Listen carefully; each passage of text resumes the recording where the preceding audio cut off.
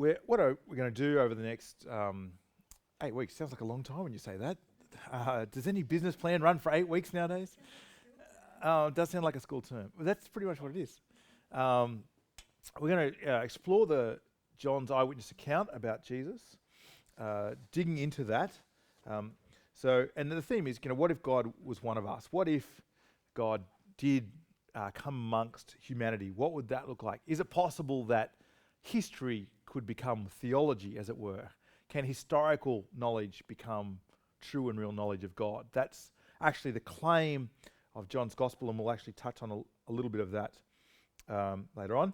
So there's our picture, our image. It could be Paul Kelly. It could be Carl Barron. It could be any one of us. Sorry? A Buddhist monk, with a shaved head. So there's a talk series coming up. Every lunchtime here. The light this week, the hope, the wine, the challenge, the satisfaction, the divine, the feast, the word, the claim, the truth.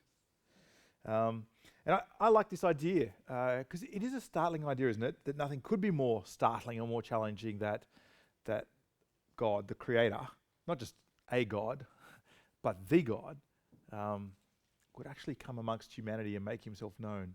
If that's true, shouldn't that change not just some things, but everything? That's what we'd like to explore with you over this series. Well, without more ado, what I'll do is I'll read out, on the table is the first 18 sentences or 18 verses from John's Gospel. It's regularly called the prologue. It really introduces all the themes of John's Gospel. Just about every section of John's eyewitness account can be traced back to these first 18 verses. But we've only got 25 minutes, so we're not going to explore every bit of those. But this is a passage to keep coming back to try and understand it. I'm going to read that out for us, and then I'll launch us into it. In the beginning was the Word, and the Word was with God, and the Word was God. He was in the beginning with God. All things were made through him, and without him was not anything that was made. In him was life, and that life was the light of men. The light shines in the darkness, and the darkness does not overcome it. There was a man sent from God, whose name is John. I keep reading an older translation across this, sorry. He came as a witness to bear witness about the light, that all might believe through him. He was not the light, but came to bear witness about the light. The true light, which gives light to everyone, was coming into the world. He was in the world, and the world was made through him, yet the world did not know him. He came to his own, and his own people did not receive him. But to all who did receive him, who believed in his name, he gave the right to become children of God, who were born not of blood, not of the will of the flesh, nor of the will of man, but of God. And the Word became flesh and dwelt among us.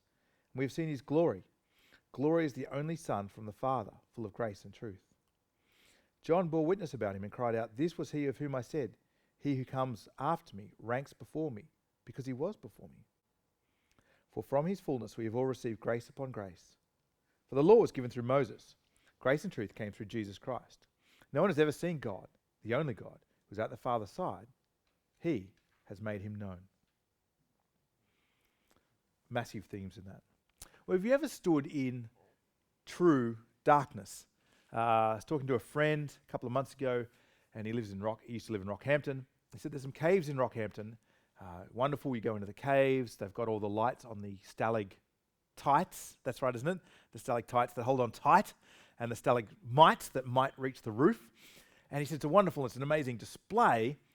And then they turn off the lights in the cave. And if you've never done that before, he says you've never felt anything like it. The complete and total absence of light. You just put your hand up in front of you, you move it as quickly as you can in front of your face, and you can sometimes feel the air of your hand moving, but there's a complete absence of light. So you don't even get the reflection of the movement on your face. And then after a little while, the adrenaline kicks in. Fight or flight. But where do you go? Where do you fly to when you cannot see anything anywhere? And whom do you fight? It wouldn't help you. Well, actually, the Bible, and we'll see from this theme of the light, in this chapter 1 of John is actually describing a picture of humanity standing in darkness. Now that sounds terrible, doesn't it? It sounds awful to say that. But just think about some of our larger TV series, the groundbreaking kind of TV series recently. Breaking Bad, The Wire, The Sopranos. What about Desperate Housewives? Oh, that's getting a bit old now. When you watch those and you see the characters in them, and some of the characters are pretty dark, do you sit there and think, no, that's just not true? We don't, do we? The reason those stories are so powerful, that they resonate so deeply, is we look at their picture of humanity and they reflect back to us our very own humanity, which, yes, sometimes has glimpses of great light, great acts of mercy and compassion, but also shows deep, deep wells of darkness. But not just moral darkness,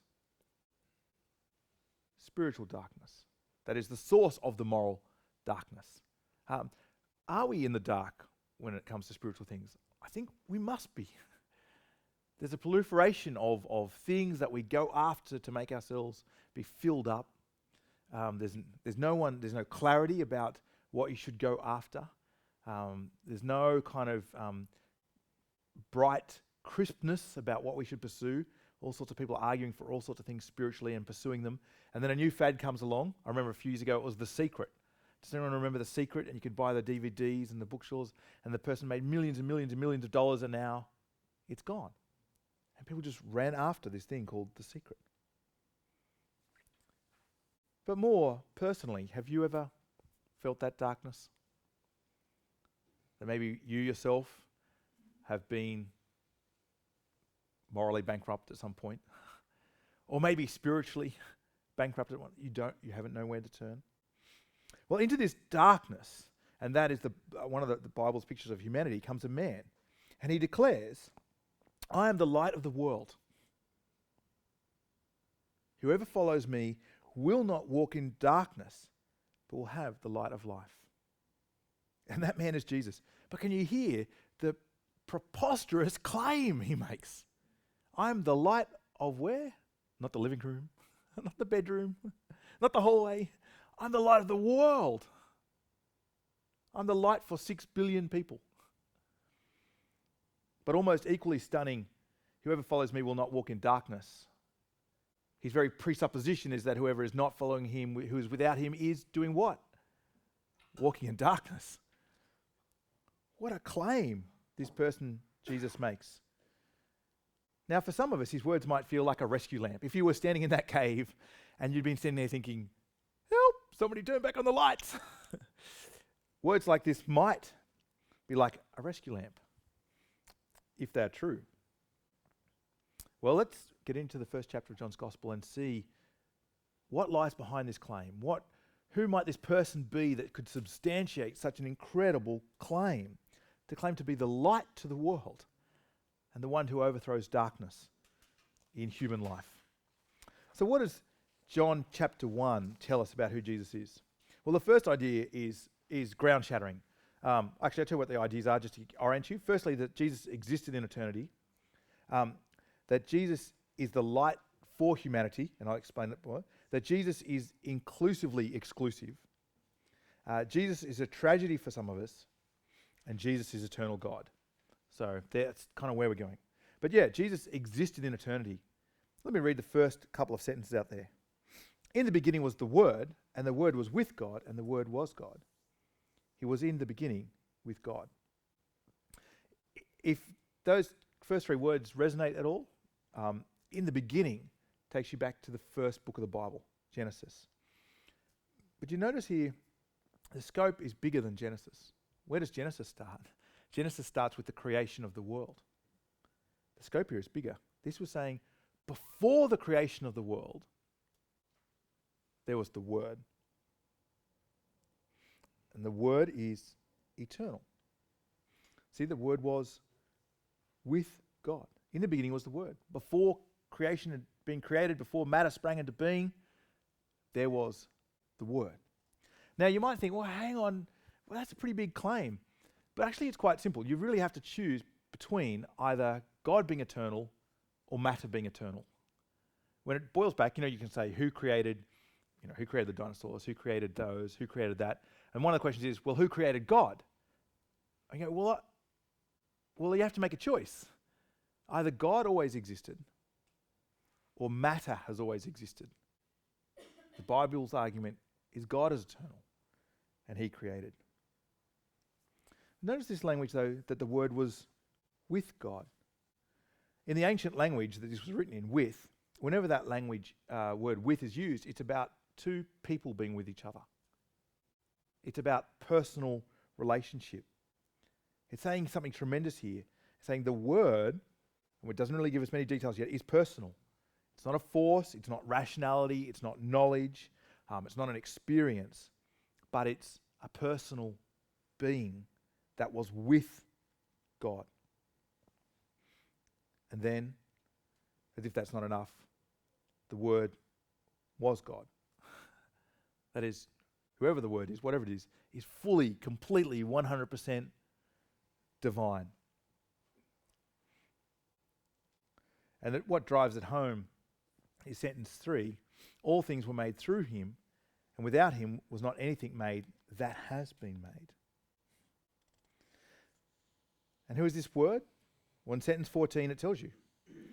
And the Word became flesh and dwelt among us, and we have seen his glory. Glory as the only Son from the Father. And who is that Son? Well, as you read on past the first chapter, it's Jesus. He's saying, it's Jesus. The Word became flesh and dwelt among us as Jesus. So what is this saying? It's saying that Jesus existed in eternity. Let me see if I can help you feel the weight of that with this Old Testament passage. This is one of the passages that was like the basis of monotheism for the Jewish people.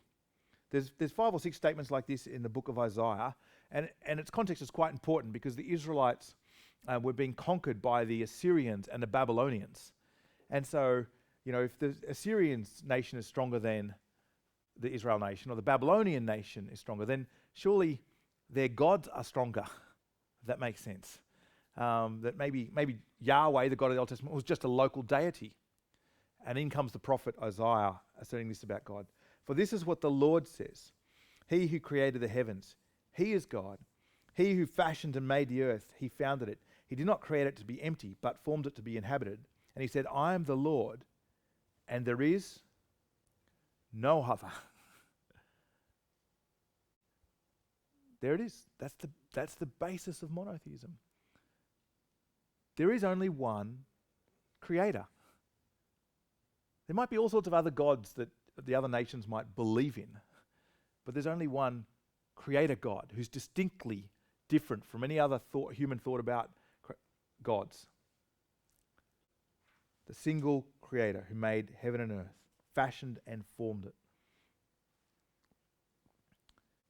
So think about that when this passage says Jesus was God.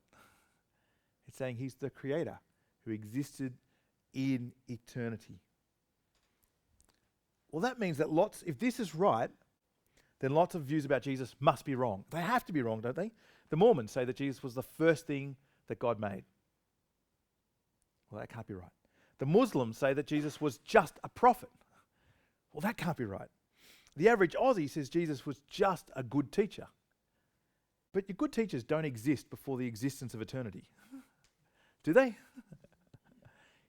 Jesus just can't quite fit into that category.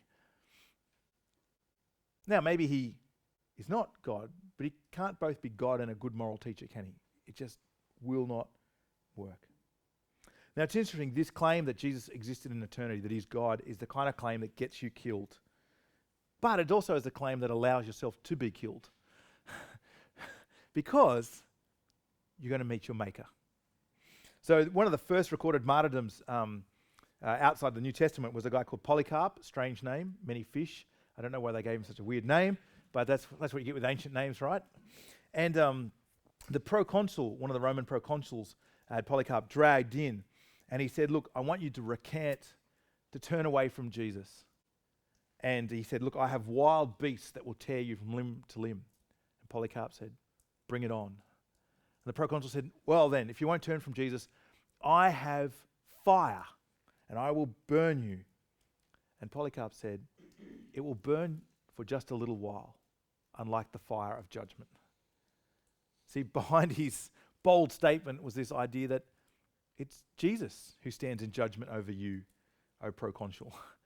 And I'd much rather face a short fire than face Jesus. He believed that Jesus existed in eternity, that he was the creator God. But the claims get bigger and in some ways bolder and more direct. Look at the next couple of sentences. It says, in him was life, and the life was the light of men. Again, it takes us back to Genesis.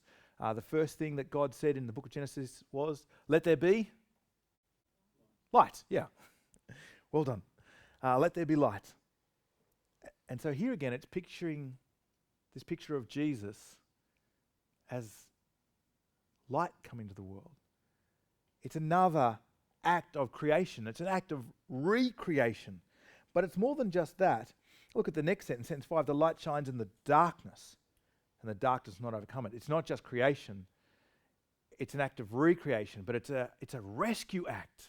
It's a redemption act, because there's darkness here that the light needs to come into. So how is Jesus the light of men? What does it mean that he's the light of men and women? You know, men there is a cipher for humanity. No offense, I'm sorry, ladies. How is it that Jesus is the light of humanity, men and women? Well, I think there's two ways. Firstly, he illuminates what we should be. If you want to see true humility, look to Jesus. Look how he conducts himself with the weak and broken. If you want to see true compassion, look at the person of Jesus. No one else in history has shown that same kind of compassion. If you want to see true leadership, he shows he's fully man, the Bible argues. He became flesh. He shows us what we as humanity ought to be. And so he throws a light for us to see ourselves more clearly. But he's a light in another way.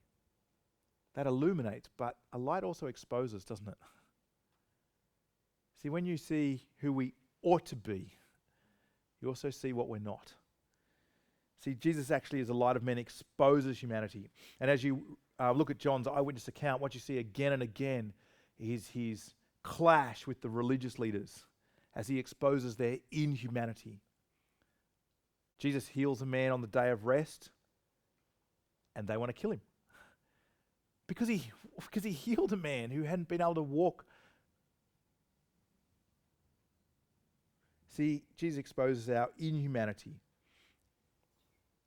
He exposes people's love of evil in his own day and in our very own day. Later on in John's Gospel, in John chapter 3, the argument will be, whoever comes to Jesus loves the light, but whoever doesn't want to come to him does it because they love evil and they want to stay in their deeds. That's putting an X-ray onto our hearts. Are we prepared to give up things to come to Jesus, or do we want to cling on to those things? Jesus is the light, is the next claim. So Jesus is in eternity. Jesus is the light. We'll only touch on this briefly, but Jesus is the hinge point of God's story. Look at sentence 6. There was a man sent from God whose name was John. And it's referencing John the Baptist, and he's the greatest of the Old Testament prophets. And he came as a witness to bear witness about the light, that all might believe through the light, Jesus.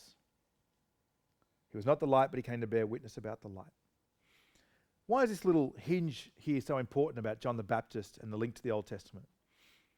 Well, actually it's saying, look, you can't actually understand Jesus unless you understand him in light of the Old Testament promises of God. But also, if you want to understand the Old Testament promises of God, you have to understand Jesus, because he's the answer to the promise. Unless you understand the answer, you can't understand the promise. Unless you understand the promise, you can't see how Jesus is the answer. This presentation of Jesus doesn't stand in isolation from the rest of the Bible. God sent a forerunner, John the Baptist. But the next big idea is that Jesus is inclusively exclusive. Inclusively exclusive. Look at sentence 9. He was the true light which gives light to everyone. The true light which gives light to everyone was coming into the world. Do you notice how inclusive that is? He gives light to whom? To everyone. Rich and poor, Asian and Anglo, African and American, poor and wealthy, Muslim, Buddhist, atheist, secular, skeptical. He gives light to everyone. So if you're Christian, this is a great challenge for you. It means that those that follow Jesus must be inclusive. We must want to care for and connect with everyone. If Jesus came for everyone, if he was the true light for the world, then how dare, if we are Christian, that we shun some, despise some, look down on some. We also, if we claim to follow Jesus, must give light to everyone. It's very interesting. I've quoted this before, but it's worth hearing again. The magicians Penn and Teller, the two atheist, skeptical magicians. There's a quite a famous video where the magician Penn talks about a guy waited for him after one of his shows and respectfully gave him a Bible. And Penn talks about this and says, you know what? I don't respect people who don't proselytize. He's saying if you think that you've got the answer to heaven and hell, if you think, to put it in the words of John, if you think you've got the true light, why wouldn't you share that? He says, I don't respect people who believe things who don't proselytize. Which I think it's a brilliant line of logic. Penn, although he's an atheist, completely gets it, saying if you follow Jesus and you think he's the true light, surely you must tell others. But what about followers of Jesus being exclusive? Well, on this logic, though, you have to be, don't you? If Jesus is true light to everyone, you have to be exclusive about him, because if you let go of him, what are you offering to someone? Nothing. So it's difficult for us, if you're Christian, that actually you have to be so exclusive. But we're exclusive about Jesus as the true light because he claims to be the true light. He's so impressed us. So if you're not Christian, I guess I want to ask for your tolerance and patience. We know it's intolerant to be so intolerant. But if we let go of Jesus, what do we have to offer anyone? I mean, how can you, if it's true that he's God, surely that's an exclusive claim that needs to be kept. But it should be given to everyone. We ought to be inclusive. Jesus is inclusively exclusive or exclusively inclusive. But the coming of Jesus is also a tragedy. Look at sentence 10. He was in the world, and the world was made through him. Yet the world did not know him. And he came to his own, and his own people, the Jewish people, did not receive him. These couple of sentences ought to be a great tragedy. It would be like a mother who's separated from her children through shipwreck or disaster or calamity, and years later comes back to her children. They were made through her. She raised them. And she comes back into their lives, maybe at the family dinner time or the family breakfast, and they say, what have we to do with you? We don't need you. We don't want to know you. We have no interest in you. This is the shocking argument of John's Gospel, saying Jesus in eternity is the creator of God. He came to the world, the very world that was made through him. People said, we don't need you. We don't want to know you. What have you got to do with us? But not just the world in general, the very Jewish people that God had made it his own so that Jesus would be understood when he turned up. See, it's a tragedy, isn't it? It's a tragedy of maybe being in a dark cave when light comes. Can you imagine that? A rescue lamp comes on and you say, no thanks. I'd prefer to stay in the darkness. Now, you might not be persuaded about Jesus. That's okay. But surely it'd be worth just talking to the person with the lamp a little longer, investigating whether you should go with them, finding out if he truly does have a light and knows the way out, rather than saying, well, I don't really think I'm in darkness. I don't really think that you've got a rescue lamp, and just dismissing those claims altogether. But that's the tragedy of Jesus coming. But let me bring it to the last couple of points, and then we'll open up for discussion. The claim here is that Jesus is not just eternal God, not just that he's light to the whole world inclusively, not just he's the hinge point between the Old Testament and the New, not just that he's coming as a tragedy, but Jesus is the eternal goodness of God revealed. The eternal goodness of God revealed. Look at sentence 14. The Word became flesh and dwelt among us, and we have seen his glory,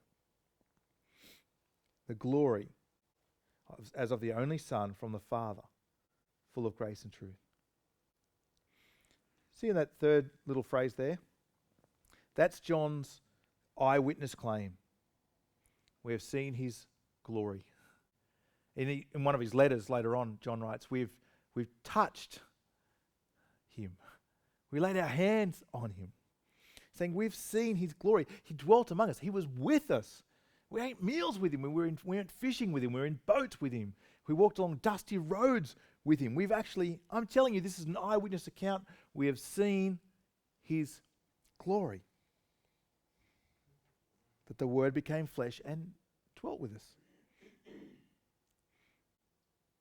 So it's an interesting idea, isn't it? That dwelt language, that God dwelt with people. He's actually picking up on an Old Testament idea there. Because in the Old Testament, God came to dwell with his people in the tabernacle, basically a great big fancy tent from BCF.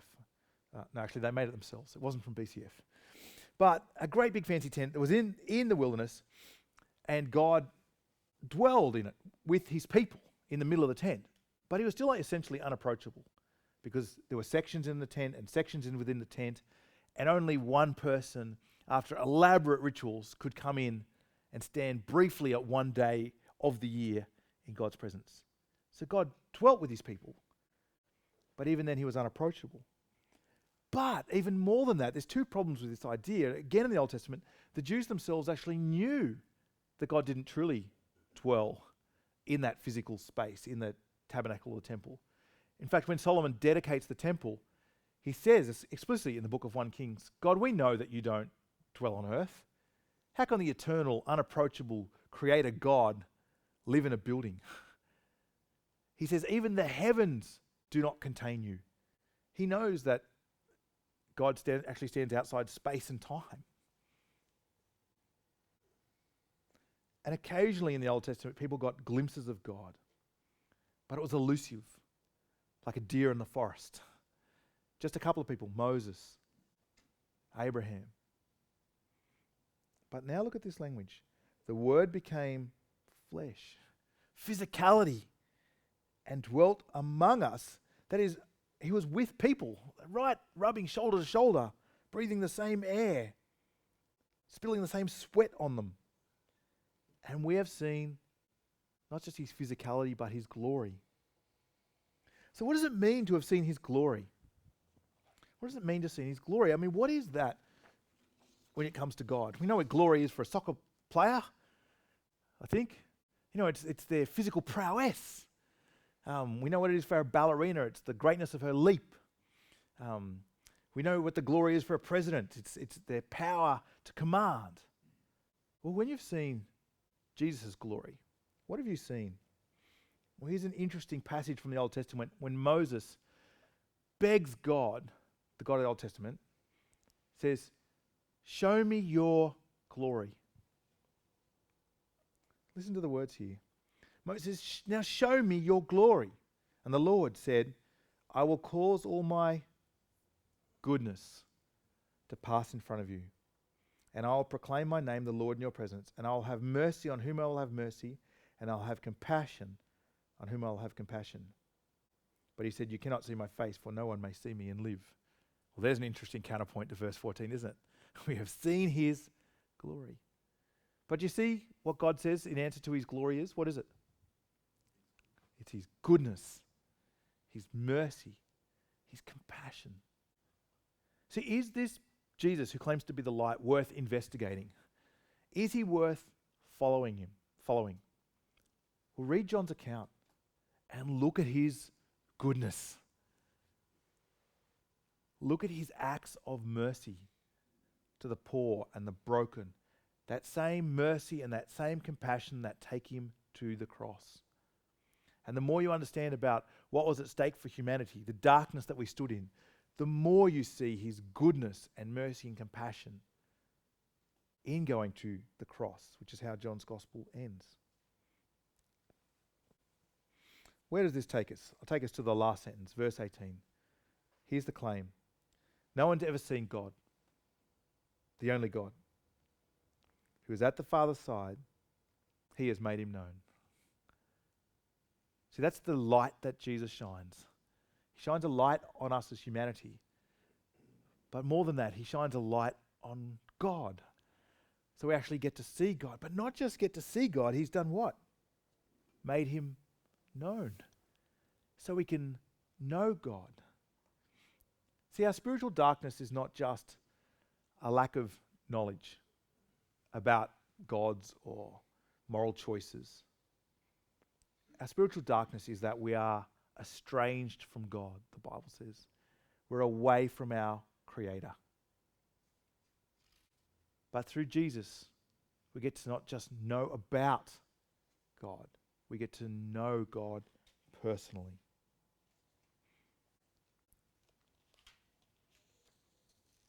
Can you imagine if God was one of us? And you could truly know God. You could truly know your Creator. Wouldn't that change everything? Could anything stay the same? All right, let me pause there. Got time for questions or comments. And that's the next set of talks. Questions, comments, reflections, challenges.